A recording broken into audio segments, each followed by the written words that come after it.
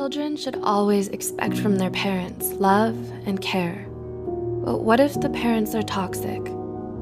How would you feel if I told you that in 2008, the Administration of Children and Families in the US Department of Health and Human Services reported that more than 50,000 children were officially counted as victims of emotional abuse?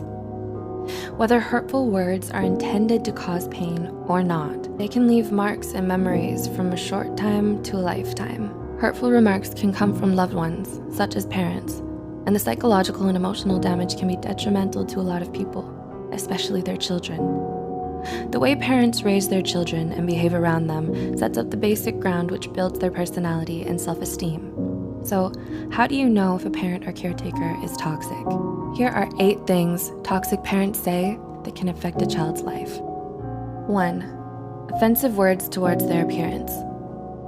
You're ugly, too fat, too short, or too skinny, or you have ugly hair. Degrading a child based on their appearance will likely only increase their physical insecurity and worry about their body image. This could lead to serious emotional issues, such as eating disorders. Parents are supposed to teach their children how to love themselves no matter how they look on the outside. 2. Provocative questions towards actions, like, why do you act so weird? Why do you walk that way, chew that way, move or talk that way?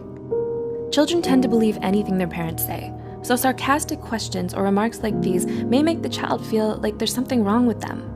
This makes it very hard for the child to be themselves around people, even during their adulthood. And they may then be trapped by the discomfort and fear that others may laugh at them or notice the flaws that their toxic parents made up for them. 3. Selfish wishes. I wish you were never born. I wish I had an abortion. I regret having you. I wish you were a different child.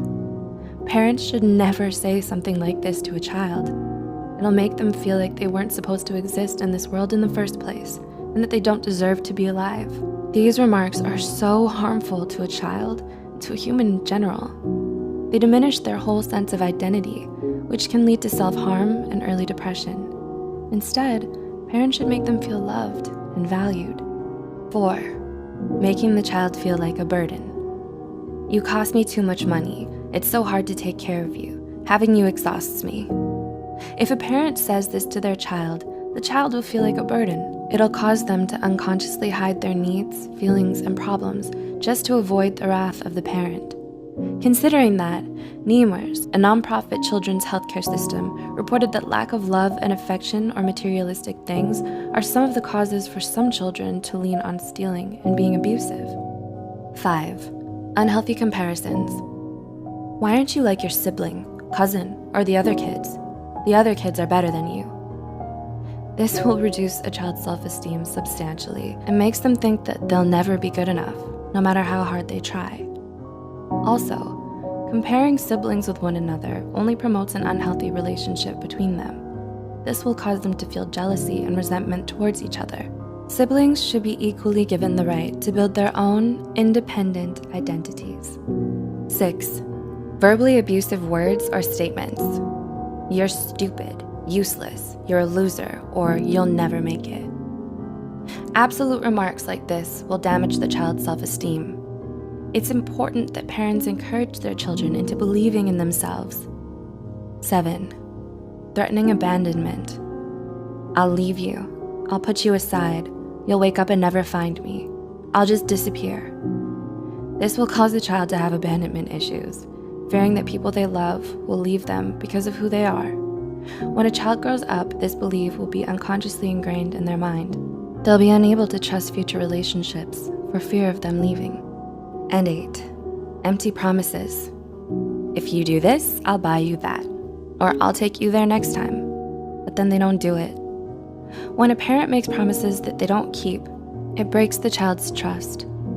It makes the child feel betrayed. Making fake promises is an excellent way to teach a child how not to trust others in life. To conclude, even though words aren't physically harmful, they can be extremely harmful to the psyche and emotional well-being. Childhood is an essential chapter in every human's life. Our childhood builds our personalities, behaviors, and beliefs. Have you experienced any of these forms of abuse? How do you feel about them? Do you know someone who has and could benefit from watching this video? Please consider sharing this video to reach worldwide attention so parents or future parents can also be more mindful about how they talk to their children. If you care about our mission, please don't forget to subscribe to Psych2Go for more of our psychology content. And as always, thanks for watching.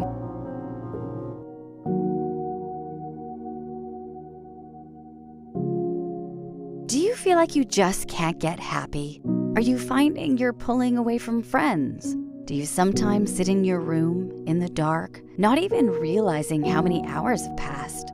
Depression can affect anyone, especially teens. About 20% of all teens experience depression before they reach adulthood. That's a worrying statistic. When singer Willow Smith, Will Smith's daughter, came out and said she suffered with depression, the comments at the bottom of many articles were attacking her, saying, "What have you got to be depressed about?" A lot of people don't understand that mental illnesses don't discriminate between age or circumstance. Often, depression is even more difficult to recognize in young people than adults, because as a teen, you experience so many changes at this stage in your life. But the longer you feel this way, the more likely it's going to disrupt your life and turn into a long-term problem. So Psych2Go shares with you 5 ways to recognize depression. 1. Continuous low mood or sadness. Do you often feel very sad and low for a prolonged period of time? If you're feeling this way, things that normally lift your mood won't bring the same joy and happiness. You may feel low or cry for no specific reason. It's a good time to reach out and talk to someone. 2. Being irritable or intolerant of others. Irritability can be missed as a symptom of depression, as you're often stereotyped as moody and irritable already. It's also a very common symptom of depression. Often you'll have a very short temper and snap at people you love for no apparent reason. If you notice a change in your mood, it might be best to discuss it with someone, a parent, a school counselor, doctor, or a friend. Even if you think you're just having a rough time at school, it might not be depression. But talking it out helps to get the whole picture. 3. Showing feelings of helplessness. If you're suffering with depression, you'll feel out of depth, like you aren't in control of your life. You can feel completely helpless and confused. While these feelings are normal as you go through changes in your body and growing up, be aware if this symptom persists for longer than a few weeks. Feelings of unhappiness, worry, guilt, being fearful, helpless, hopeless, or lonely could all be signifying that something more serious is wrong. 4. Increasing social isolation. Do you want to just be left alone? When you're not feeling like yourself and your mood is low, it can lead to social isolation. It can be hard being around people because you feel like you have to act like you normally would. This emotional strain can cause you to give up socializing altogether. If you notice you're starting to withdraw from people, talk to someone. Even if you feel you're just having difficulties with friends, it may not always be a sign of depression, but dealing with it now can help stop it turning into something more. 5. Little to no enjoyment of things you once liked. Have you lost interest in being involved in after-school clubs, music practice, or sports? Do you feel like you don't want to go and are contemplating dropping out? You might not even watch your favorite TV shows with as much interest. Not enjoying things you once liked could be a sign you're depressed.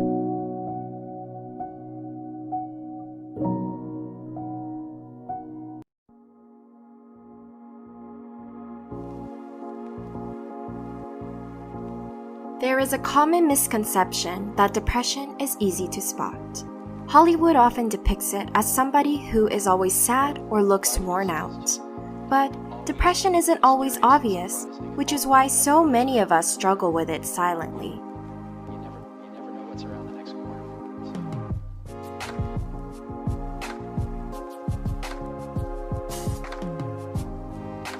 Sometimes it means smiling on the outside when we're really dying on the inside. Here are 5 hidden signs of depression. 1. You have habitual remedies. Therapy and medication can help with depression, but if you find yourself making extra changes to your lifestyle, then it can indicate that you're struggling more than usual with it. I'm going through this one myself. If you are too, you may find yourself exercising more frequently, listening to music more often, or doing your favorite hobbies to distract yourself from the pain you're feeling. Hidden depression exists when you're trying to quiet the loud demons in your head.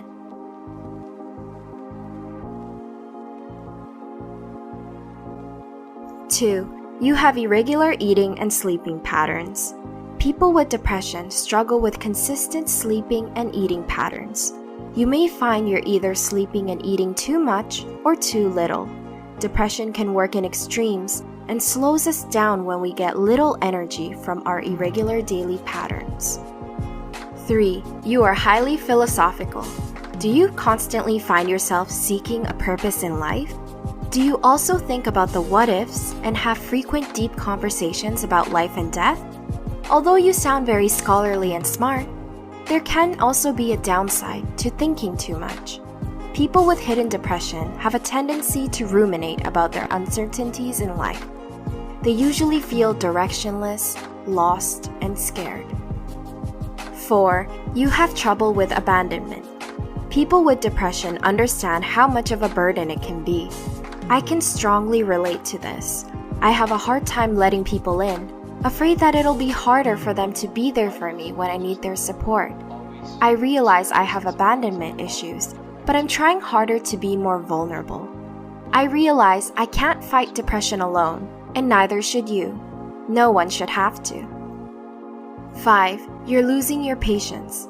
Have you been feeling irritable or angry with others lately? Depression doesn't always have to look like sadness or dejection. Instead, you might find yourself frustrated and impatient with everyone. If you feel like you're at your last straw, your depression might have intensified. Do you resonate with any of these hidden signs? We want you to know that you're not alone, and together, we can fight depression. Please share your thoughts with us below. Also, please don't forget to subscribe for more content from Psych2Go and share this video to get a free copy of our magazine. With your help, we can reach more people to spread awareness about mental health issues. Thanks for your support, really and truly. We wouldn't have gotten this far without each and every one of you. Have a good day. Thanks for watching.